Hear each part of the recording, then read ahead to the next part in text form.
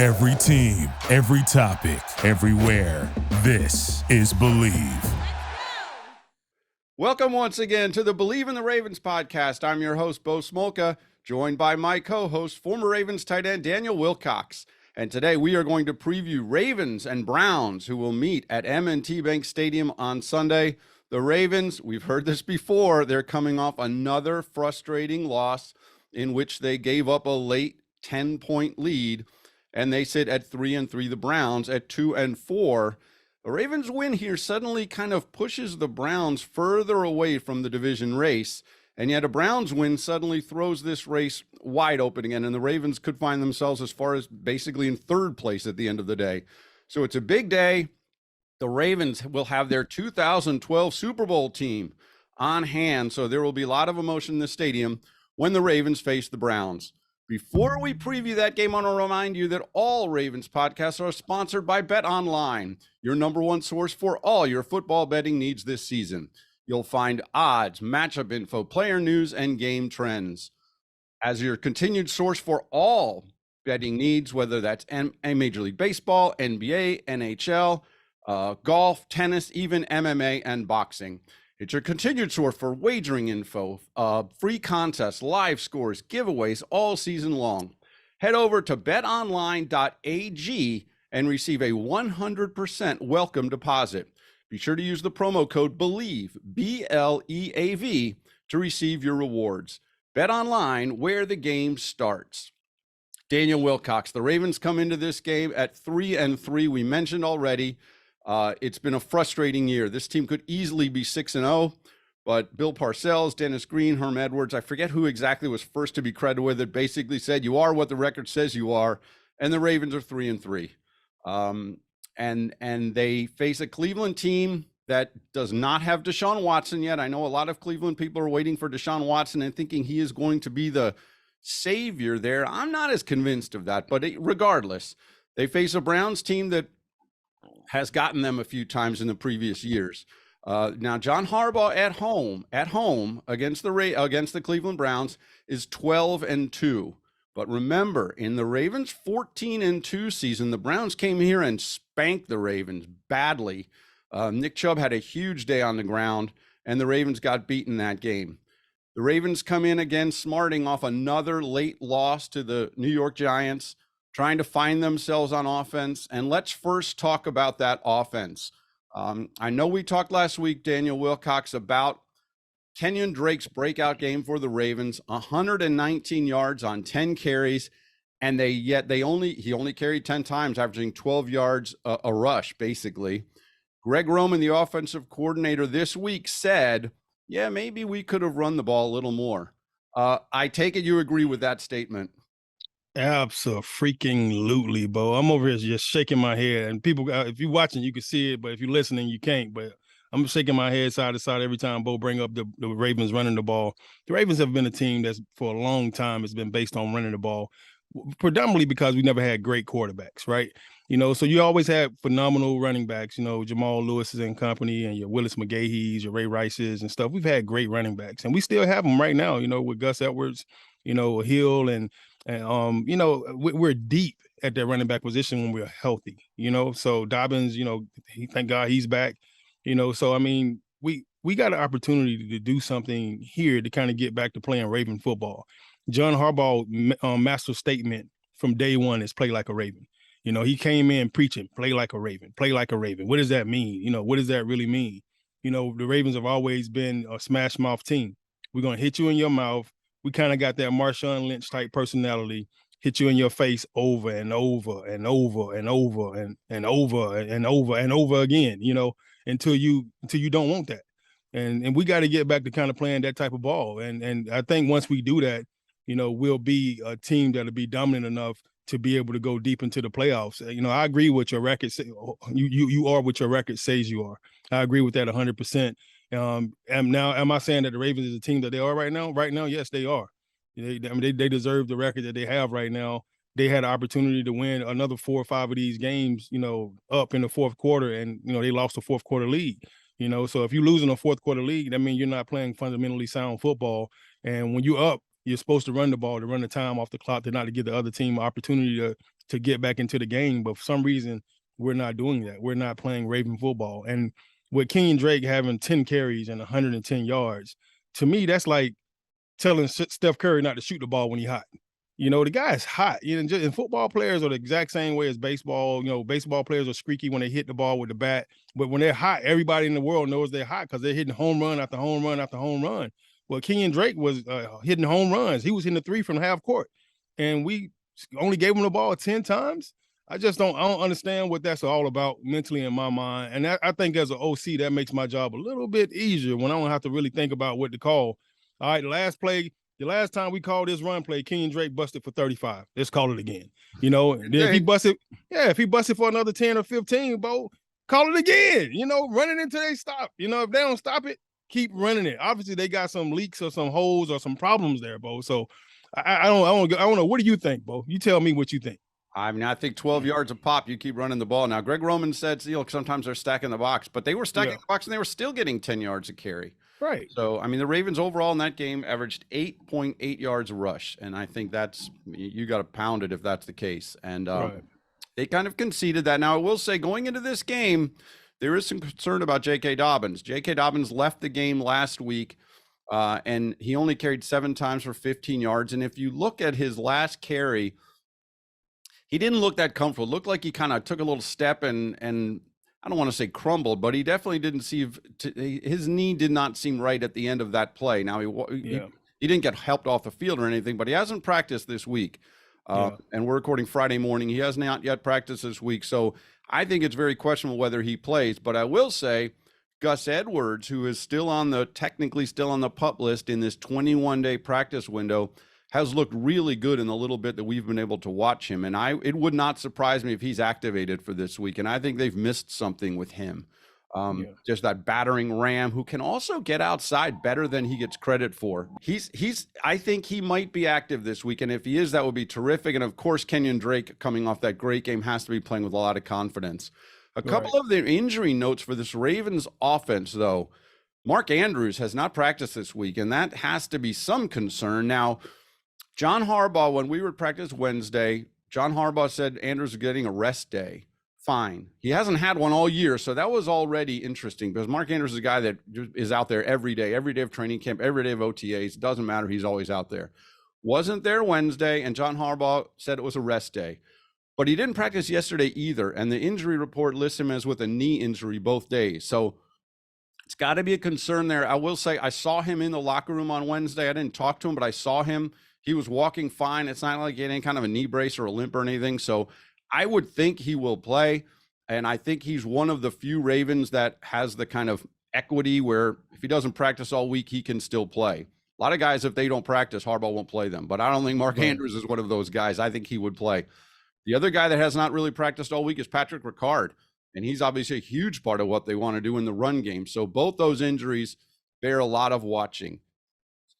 I think if I had to guess, I think Andrews will play. I don't have a read on Ricard really, and I'm skeptical of Dobbins just watching how he looked, but I do think that Gus Edwards might be back, which would be a big, big boost.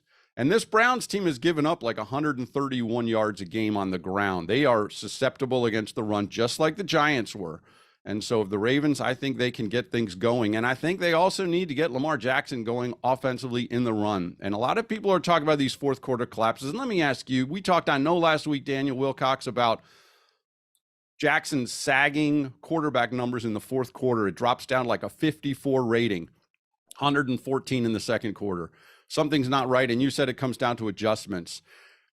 Let me ask you basically on that concept, this concept of adjustments.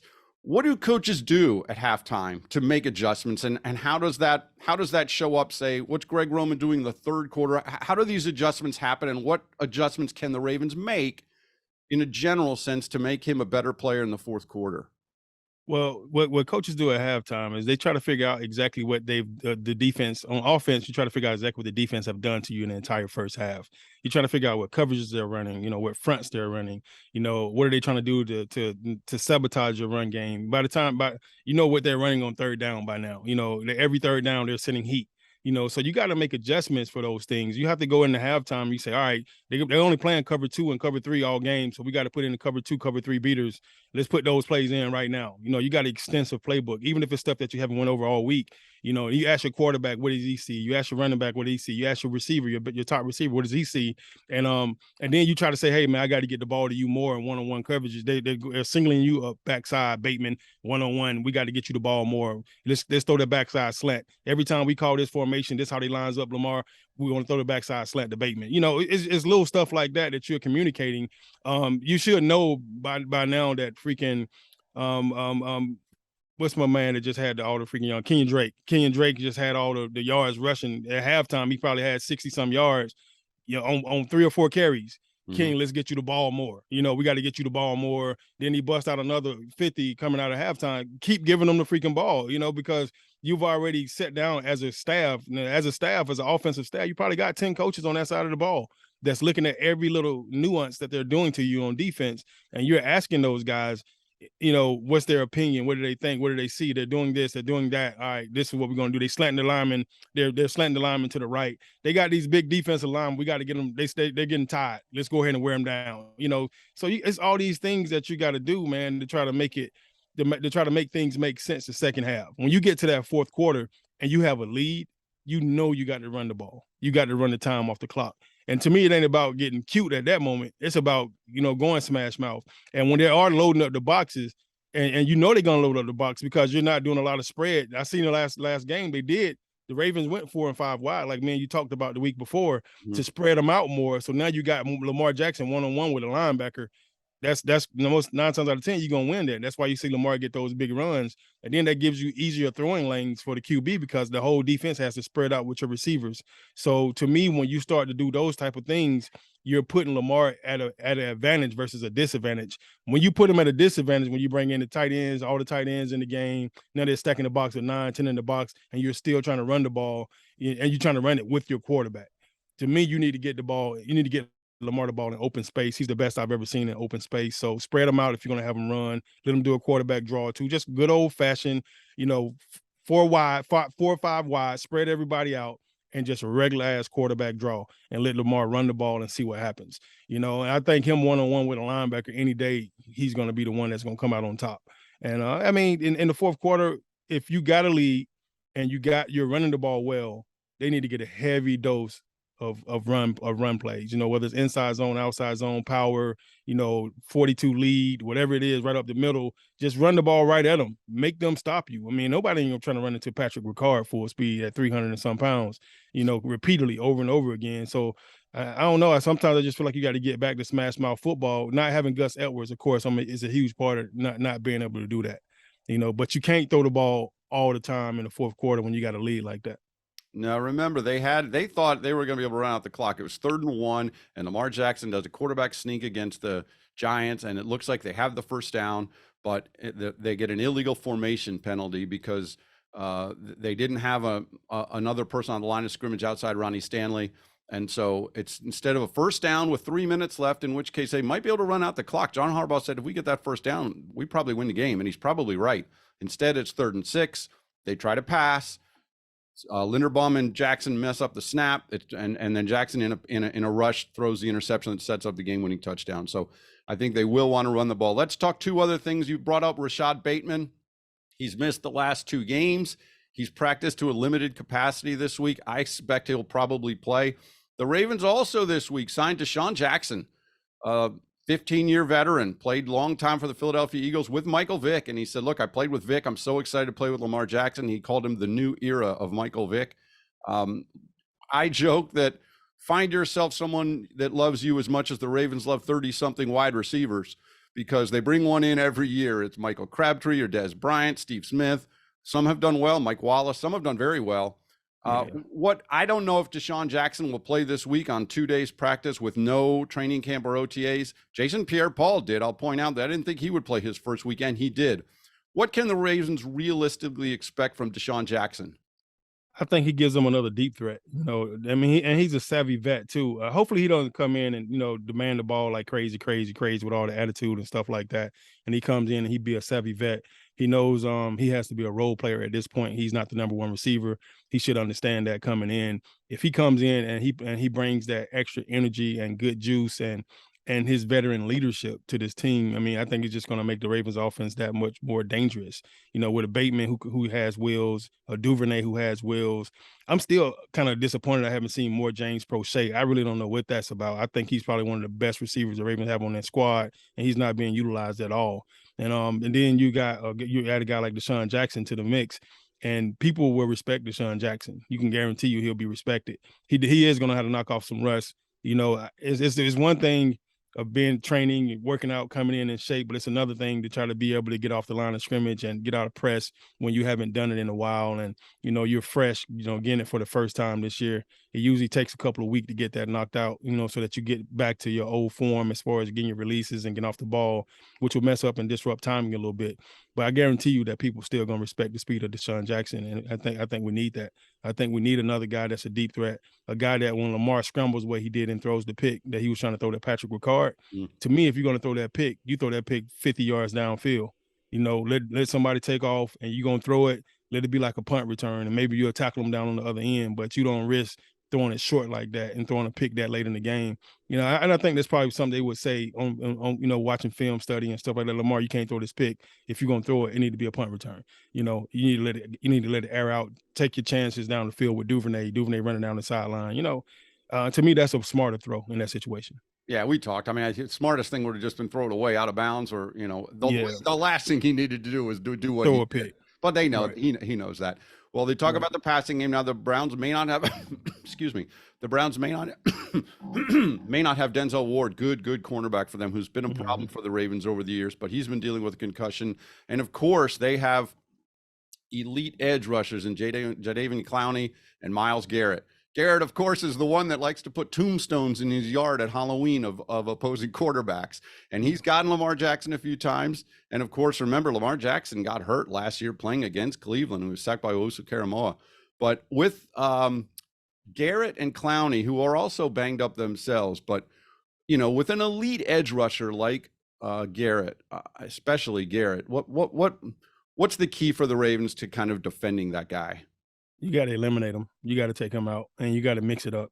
You know, if I'm gonna tackle the first play of the game, I pass set and I cut him right off rip. I want him to know right now that you're gonna get cut today, buddy. It's gonna be a long day if you think you're coming off the ball 100 miles per hour without having to worry about your legs getting cut off underneath you. So I cut him, and then the next play I fake like I'm gonna cut him, then I hit him right in his chest. You know, then I'm gonna have the backs go over and chip them, the tight ends go over and chip them to assist, you know, double team, block them as much as possible. And you just got to make it a miserable day. You got to make him work harder than he's ever worked the first half. So the second half, he's at least fatigued and maybe slow down a little bit, you know, but you want to definitely not, you don't definitely want to give him free rushes up the field on your quarterback. You don't want him to get a chance to get a clean hit on Lamar at any point. And then you turn around, you got Jadeveon Clowney on the other side, which doesn't make you feel any better about that side. You know, so maybe this is a game where you go 2-3 tight end sets and, you know, 4 tight end sets. I haven't seen Nick Boyle in a while. I like to see him get back on the field. It's crazy. It's like this league is like, you know, what have you done for me lately? It's true. You know, it's so crazy, man. He's one of your elite guys, and all of a sudden he's not. All of a sudden, I don't know. He's been a non-factor. He has played hardly an offensive snap in 4 weeks. Josh Oliver has kind of taken over as the number 2 tight end, other in terms of blocking. Isaiah Likely is there as well. And you got Patrick Ricard. So you're really already playing 3 tight ends and a fullback. Of course, if you're going to keep those guys in to help block, the problem there is it's fewer guys out in a pattern. And so that makes it harder too. But I'll also point out that Morgan Moses, the right tackle, left the game last week with a heel injury. He's questionable. And if he can't play, Patrick McCary, who's their super utility guy, probably will start at right tackle, and that's something they'll have to deal with. But and of course, what the Ravens do not want is these penalties that set them up in 2nd and 3rd and long, and then Garrett and Clowney and others can just pin their ears back and go after Jackson. If the running game is working and they're staying on schedule or ahead of the chains or whatever you want to say, they negate to a great degree what Myles Garrett and Clowney want to do in terms of just making life miserable for Jackson, because they do not want to get themselves in obvious long down and distance situations where they're obviously looking to pass the ball. All right, let's look quickly at this Ravens defense against the Browns. Of course, I mentioned no Deshaun Watson yet. He's still serving his suspension. So the Browns move forward with Jacoby Brissett at quarterback. I think the Ravens see a chance there to force Brissett into mistakes. But first and foremost, they need to stop Chubb. I mentioned earlier, he has had a couple great games against the Ravens, and he's had some games where they've really held him in check. In a couple of games, the Ravens got ahead big early against the Browns with Chubb on the field, and then he's negated because they're throwing a lot. But he's the leading rusher in the league right now with 649 yards. He had 165 yards and 3 touchdowns here in Baltimore in 2019. If he gets going, he is tough. This Ravens defense really struggled against the run for long stretches this year. They were really good against Barkley for most of the game last week against the Giants. Barkley got going a little bit in the second half, but they did a good job overall. What's the key for the Ravens here in stopping Chubb? You got to bring Ray Lewis out of retirement if you want to stop. Well, he'll be there for the Super Bowl. I assume he'll be there for the Super Bowl presentation. He need to dress out this game. I don't think that's overly happening, but I think he'll be in the stadium, but not in uniform. Yeah, it's an attitude, Bo. It's really going to come down to attitude and just how bad you really want it. You got to want it more than him. And unfortunately, it's not a lot of teams in this league that want it more than Nick Chubb. He's a Georgia boy, so I like the fact that he represents us down here. The way we run the ball in Georgia, we serious about running the ball here. So he's gonna be a hard back to stop. And I don't know if we got the linebackers. Honestly, that's gonna take the pounding with him and to be able to continuously stop him the entire game. Calais Campbell, I know, is questionable as well this week. Which doesn't feel good. Even Justin Houston is questionable, and he's a guy that you definitely need if you're gonna try to stop Nick Chubb. He's gonna have to come up in here pretty hard to kind of to slow this guy down. He's the type of back, Bo, you want to get him before you get started. So the more penetration you can get in the backfield, the better off you will be against a guy like Nick Chubb. And I think, to me, and the Ravens do a good job of slanting the D-line a lot. So slanting the D-line, allowing them to kind of clog up those run lanes, and then having the linebackers fill those run lanes to create that picket fence, I think is super important for the Ravens. And we'll see how this thing pans out. But I tell you what, one misstep, one false step, or one overran play, and this guy can go the distance, and ain't nobody gonna catch him. So we have to definitely, have guys on all 3 levels, D linemen, linebackers, and DBs on all 3 levels to try to have him, 3 different levels to run through instead of just having everybody up on the line of scrimmage like in a cover 0 situation and he busts through and it's a foot race. He can hurt you at any given point of the game. 3rd down and short, he's definitely getting the ball. It. So you won't have to get some penetration. The more penetration you get this game, the better that we will be, the better off we will be as a defensive line and a defensive front against Nick Chubb. I think it was 3 years ago in that game where he had 165. If I remember right, it was, you mentioned the linebackers. I believe it was Patrick Owasso that overran the play. Chubb ran, Owasso overruns the play. Chubb cuts it back just a little bit. He's got a lane gone, about an 80-yard touchdown run in that game. Outran the Ravens secondary. That was a play, I believe, where Earl Thomas kind of held up, and people criticized Thomas for not going after Chubb down the sideline. But yeah, if they overrun if the linebackers have to maintain their kind of integrity in terms of lanes, and the edge linebackers really have to hold that edge, whether it's Jason Pierre-Paul, you mentioned Justin Houston is back to practice after missing 3 games. Odafe Owe on the other side they need to be really good in run support on the edge, because you're right. Chubb can hurt you in so many different ways. And they've got Kareem Hunt, who is also a dangerous guy.